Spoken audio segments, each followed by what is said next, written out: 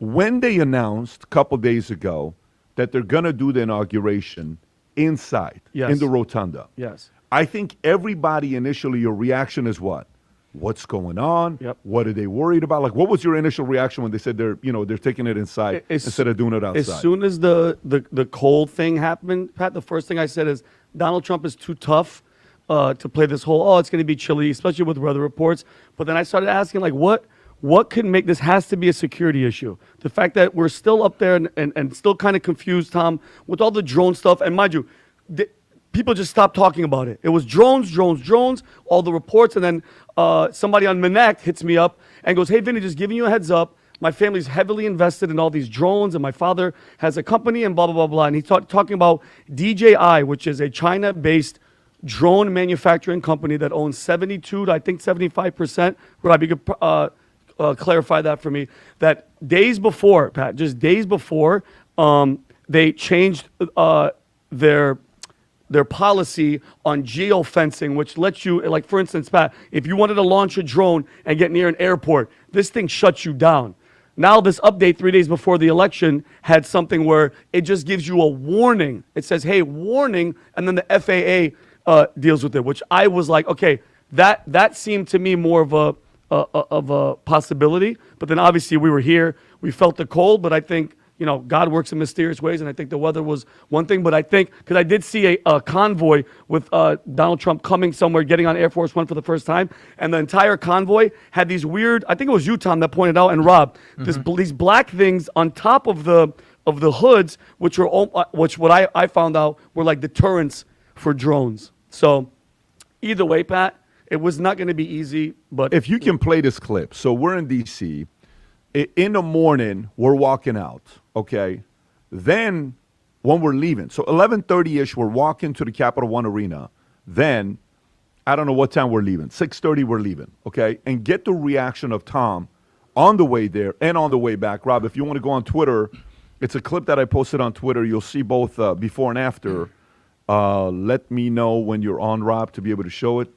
Do you have it? Is this the one right here? What am I looking at? January I can't see. 20, you guys are yes. No, what I'm saying is I can't see where to confirm we what see you're it all the way showing. in the top Okay, that's the one right there. Go ahead and play that clip. Watch this, folks. Okay, so we've been walking for about 5 minutes, and everybody's wondering how the weather is here. Hey, nice to see you. Good to see you. Vinny, how cold is it? It's all right. Vinny, I don't know how where my cold feet are. is it, Vinny? It's cold. 10 degrees on the ears. Tom. Thank you guys for everything. It's 26 degrees and windy, and they say that's 10 degrees on your face and your ears. Whoa! It is freezing. So, lots of people here. Now, when we leave, people are trying to get into the Capital One building. It was a cluster. But it is freezing. So doing this for 4 hours outside waiting, they probably made the right move. Look at this. And you're in the sun. Yeah, crazy. Now, let me tell you, I did a video when we first came to the event, and I'm doing a video now that we're leaving. To tell you how cold it is, still, it feels, Tom, what does it feel like 5 degrees, 10 degrees right now? Yeah, it feels like 0 to 5 wind chill on my face and my ears. From when I ski, it feels like 0. Let me, you can pause it right there, Rob. To do this, it was so cold, I couldn't take my ring off. My hands were swollen. I don't have a ring on right now because my hands are swollen. I can't put it in there. Yeah. It was incredibly cold. And I think yesterday with the drivers taking us back to the hotel, I asked the driver a question. I said, hey, just out of curiosity, do you think it was a right African-American guy, family, 4 kids, local D.C. guy, he's been here for a long time. I said, do you think it was the right move to not have the inauguration outside? He says 100%. People would have gotten hurt. That's how cold it was, Tom. Well, my first reaction was very similar to Vinny's. It was like, Kennedy had a very cold inauguration. There's been cold things before, although it was very sunny for Kennedy's, but it was still cold.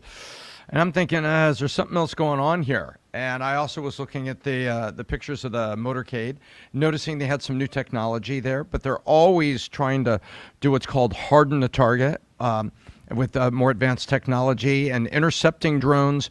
So I felt like, okay, well, maybe intercepting drones, that's a very real thing right now. Maybe they're trying to do that in addition to everything else.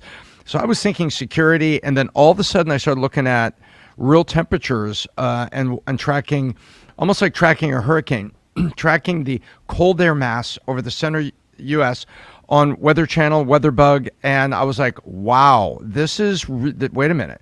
This is like 0% humidity, 15-mile-an-hour winds. And this, I said, you know what? This is going to be really cold. My daughter called me and said, there are no classes today at Rice University and at University of Houston because they had a little bit of snow, some ice on the streets. This is in Houston. So, and then when we woke up yesterday, I said, you know what?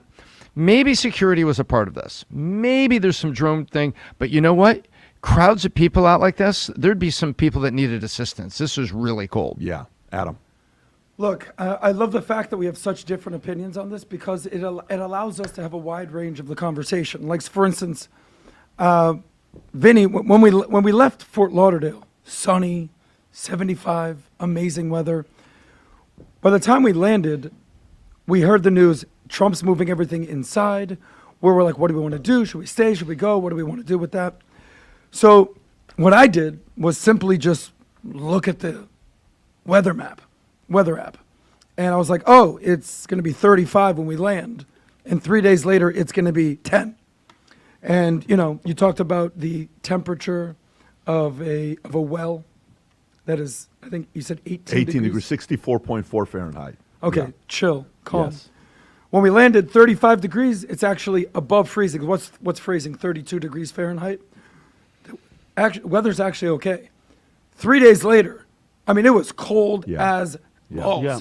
So my paranoia was not, oh, there's drones. Oh my God, we all know that. He got shot in the face.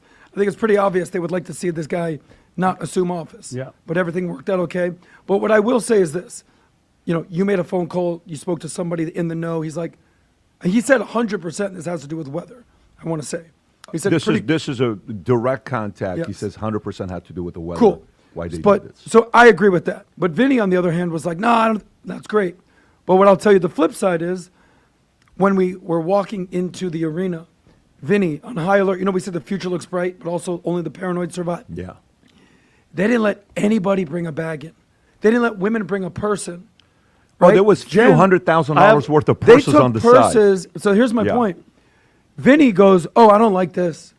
There's hundreds of purses. Yeah. Rob has a Jen video. didn't bring her Yves Saint Laurent purse in there. Yeah. So on that respect, I go, no. His paranoia is perfect for this. Is this a video, Ron? Yeah. Because think about this, and just to give you Play guys a the heads up, to get to this area, guys, the fencing, the security, up to this point, anything could happen. So then when you get to the front, 0 bags. So they just have a designated, meaning those bags aren't checked. If God forbid somebody wanted to put a device or a bomb inside of this, it would have been all hell at this.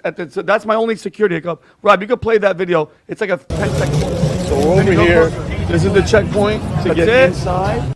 And they're not letting any bags come in. And look at that. They just pile everybody's Look at bags. that shit. Yeah. Tom's yelling at me. And by the way, the Mateo. types of bags are, I mean, Jennifer had to get rid of her Yves Saint Laurent. LSV. Yeah, the bag that I just got her. And they're like, look, they're not letting anybody in with bags. They're so worried about it. So security was tight. Part of it I like. The other part that I don't like is the fact that it was on the outside. Some people are not from D.C. A lot of people came here from Virginia, other places. Like, look, I don't know what's going on. I'm just here trying to protect. But it was a little bit messy. I'm glad they did it indoors. This is going to be a very, very unique era we're going through, and we're going to learn a lot the next 4 years. And like I said, in 2025, the year of surprises, the surprises are just getting warmed up. So if you think you're very good at predictions, don't forget, go to vtnews.ai, make your predictions. There's 100 days we're going to go through. I think we're barely on day 19 of different predictions being made. Obviously, it's day 2 today, but there's been 19 predictions so far. Go claim your predictions. The next 100 days, we're going to go through this on a weekly basis on a podcast. We're excited to see which one of you guys is going to be very good at making predictions. If you enjoyed this video, you want to watch more videos like this, click here. And if you want to watch the entire podcast, click here.